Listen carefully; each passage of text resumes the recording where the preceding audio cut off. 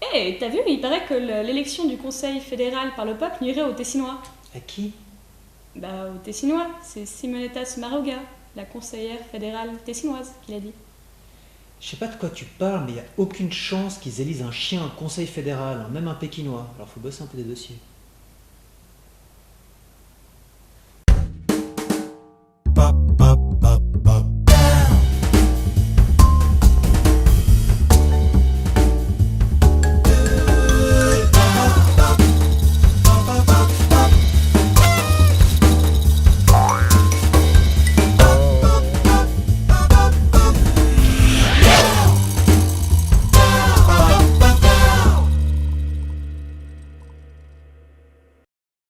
Bienvenue à Citric, l'émission satirique.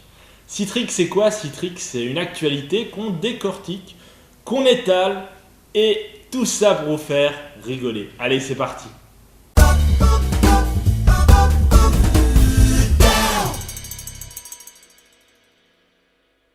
Ah, Oscar Freisinger, il est fort quand même. Il arriverait à faire aimer la queue de cheval à Monsieur Propre. On le savait nationaliste, Oscar. Par contre, ce qu'on savait pas, c'était que sa nation de prédilection, c'était l'Allemagne du Deuxième Reich. D'ailleurs, il aime tellement l'Allemagne qu'il a un drapeau de cette époque nostalgique dans son sous-sol. Suite à cette polémique, il nous dit qu'il aime bien les couleurs. Bonne défense, ça. Il rajoute qu'il aime bien l'esthétique. Oh, là, il nous convainc presque du bien fondé de son argumentation. Par contre, il nous affirme qu'il n'est pas au courant de l'idéologie nazie derrière ce drapeau. Pourquoi un prof d'allemand saurait ça d'un côté? La culture et l'histoire de l'Allemagne, c'est pas dans le programme d'allemand. Bon, puisque monsieur le professeur d'allemand joue les bobets, je vais lui apprendre quelque chose. Et monsieur le finot, les drapeaux sont les emblèmes d'une idéologie. Si tu sais pas ça, monsieur le professeur, la seule chose à faire, c'est de poliment démissionner de tes responsabilités, ou encore mieux, de mettre ta petite queue de poney dans un gros tas de fumier. C'est clair comme ça? Noël à Pâques. Ben oui, nous aussi à Citric, on a besoin d'articles inutiles, inintéressants, que tout le monde peut constater en regardant par sa fenêtre. Ben oui, parler météo bien sûr, ciel gris, neige sur la hauteur, herbe en plaine et chiens dans les parcs. Aide ton prochain, clament les Écritures. Ben visiblement, le petit Jésus n'habite pas dans le même monde que nous et ne connaît que la justice divine.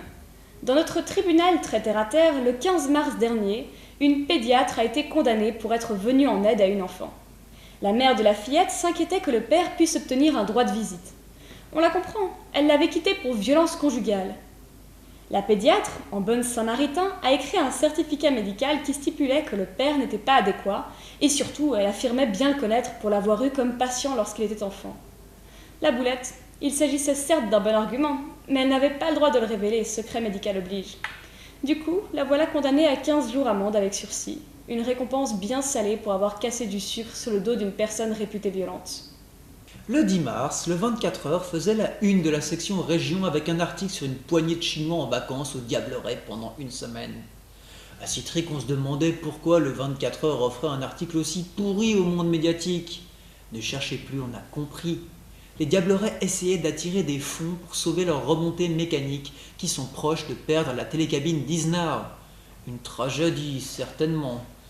Bon, pas aussi tragique que ce que les lecteurs du 24 heures ont dû ressentir en lisant ces articles plus commerciaux que journalistiques.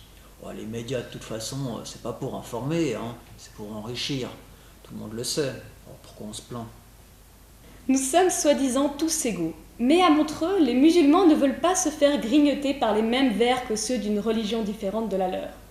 Ils refusent même un dernier petit ver de l'amitié, ou en l'occurrence un ver de terre de l'immortalité.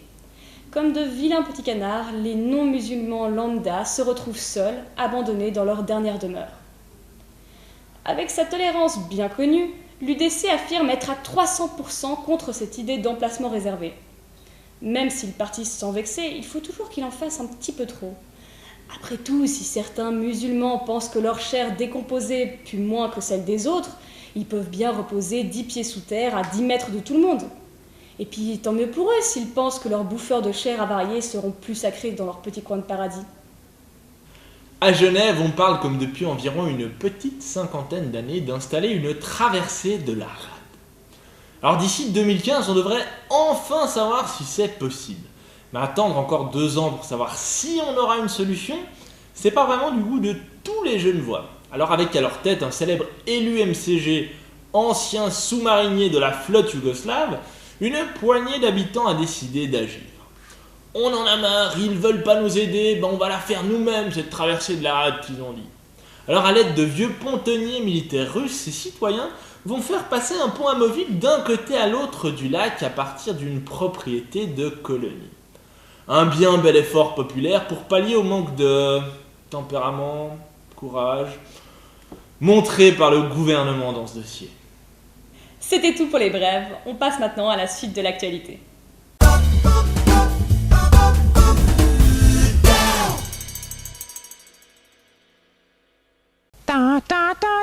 Genève l'a fait. Elle n'est plus la ville la moins sûre de Suisse. Débarrassée de ce prestigieux titre, Genève respire mieux et tous ses ennuis s'envolent grâce aux statistiques. D'un coup de baguette magique, 15% de criminalité en moins au bout du lac. Incroyable. Le sentiment d'insécurité, on connaît plus à Genève. Ceux qui disent le contraire sont des rabat-joie, des vieux cons, des anti-jeunes, des pisse-vinaigres, quoi. Bon, par contre, petit bémol, c'est Lausanne qui devient ville la moins sûre de Suisse. Ouais. Non, réjouissez-vous pas. Ouais. Oh non, déjà qu'ils troquent le titre de ville la plus fêtarde de Romandie, on va pas laisser nous voler la ville la moins sûre. Ouais. Vous avez rien compris à ce que je dis ou quoi? Ils sont cons ces gens. Bon, continuons, et c'est pas réjouissant parce que si Genève est plus le bonnet d'âne, la Romandie en général est bien plus sujette aux infractions pénales que nos amis suisses-tôtes. Pour en parler avec nous, notre consultant autre-sarine, Wally. Bonjour Wally, asseyez-vous. Alors Wally, qu'est-ce que vous pensez de la criminalité en Suisse romande? Ah, scheiße roman, tous des criminels, des bons à rien. Ah, vous exagérez Wally. Tu parles que j'exagère la drogue chez vous, c'est comme les paysans, les Bauern chez nous. Il y en a partout, überall. Il n'y a pas que des consommateurs et des dealers de drogue en Suisse romande, Wally. Ach ja, bien sûr, vous fermez les yeux sur vos problèmes, comme d'habitude, les latins. C'est pour ça que le continent il se désintègre. Et c'est qui le construit derrière? C'est nous, les Alémaniques. Qu'est-ce qu'il faut, Bachetti? Ce qu'il faut, c'est extermination. Un coup extermination. On parle plus des Romans, plus rien. Les Alémaniques, en paix. Ça s'appelle un génocide, ça, Wally, et même en Suisse, c'est interdit. Interdit? Mais c'est pas interdit, scheiß roman, vous comprenez rien.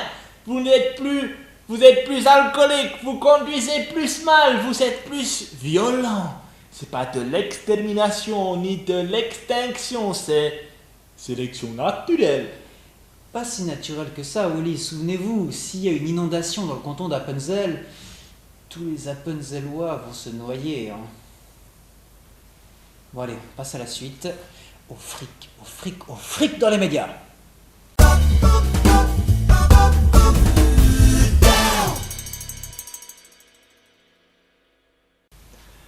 Ah, quoi de mieux que de voir que l'argent domine le monde? Chaque jour, on peut s'en apercevoir. Dernièrement, c'est la presse écrite qui en a fait les frais. Tamedia, le groupe zurichois qui possède 24 heures, la Tribune de Genève, le matin dimanche et quelque part du temps, veut économiser 18 millions sur les médias de Suisse romande. Un chiffre important. Rappelons-nous que Tamedia a fait quand même plus de 150 millions de bénéfices en 2012, soit plus de 14% de gains. On est loin de la faillite. Mais évidemment, ça ne suffit pas, car le chiffre d'affaires est en baisse de 5% par rapport à 2011. Et quand on investit dans une entreprise, on s'attend à gagner plus chaque année.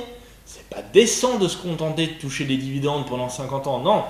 On doit gagner toujours plus. C'est une stratégie, à mon sens, impossible.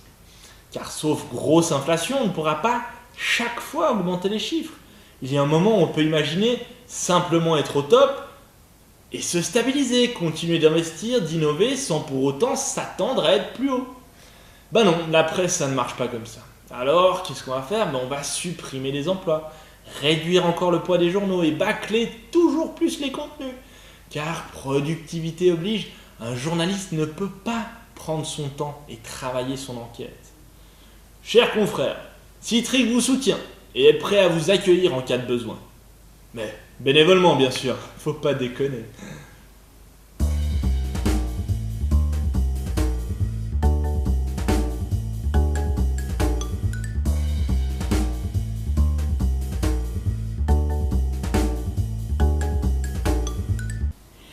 Nous nous retrouvons aujourd'hui dans le canton du Tessin, dans la petite commune de Bedretto. Superbe commune suisse de très peu d'habitants, mais très fréquentée en hiver pour son cadre paradisiaque, sa neige abondante et ses habitants très accueillants. Enfin, très accueillants, il ne faut pas non plus parler trop vite. Ils veulent bien faire des sourires Colgate pour les petits touristes qui viennent dévaliser leurs magasins et remplir leurs caisses, mais sinon... La petite commune refuse d'accueillir environ 120 requérants dans sa vallée du même nom. 120 personnes, cela doublerait carrément le nombre d'habitants de la commune. En plus, on veut mettre ces demandeurs d'asile dans un bunker.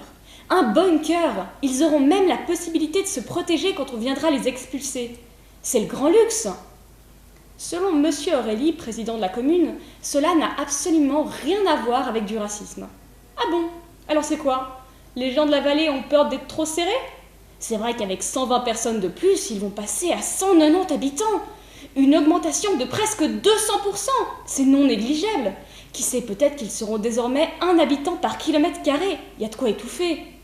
Le président, en toute bonne foi, pense que loger ces gens à 1700 mètres dans une région à haut risque d'avalanche n'est pas une bonne idée. Bon, en même temps, si on les déboutait pas et qu'en plus les requérants venaient à s'installer là durablement, on pourrait s'en débarrasser facilement. Une avalanche, on peut dire tout ce qu'on veut, mais c'est blanc comme neige. Mais tout de même, je trouve ça plutôt, disons, mesquin, puisqu'on ne peut plus utiliser le mot raciste.